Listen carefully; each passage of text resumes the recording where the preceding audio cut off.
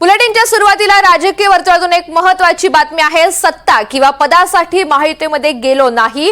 राष्ट्रवादीच्या चिंतन शिबिरामध्ये अजित पवार यांनी हे भाष्य केलंय। काही ठोस निर्णय घ्यायचे आहेत असं स्पष्टीकरण सुद्धा अजित पवार यांनी दिलेलं आहे। आज नागपुरात अजित पवार यांच्या राष्ट्रवादीचं शिबिर संपन्न होतंय आणि त्यामध्येच मार्गदर्शन करत असताना अजित पवार यांनी हे वक्तव्य केलंय।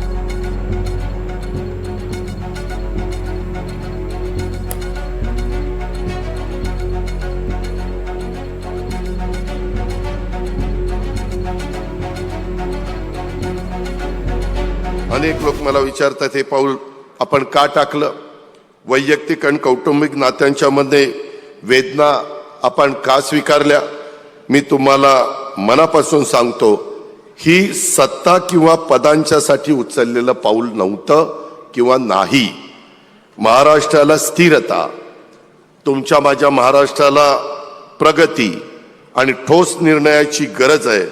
या आमच्या अंतःकरणाच्या हकेला आम्ही ओ दिली आणि हा मार्ग स्वीकारलेला आहे।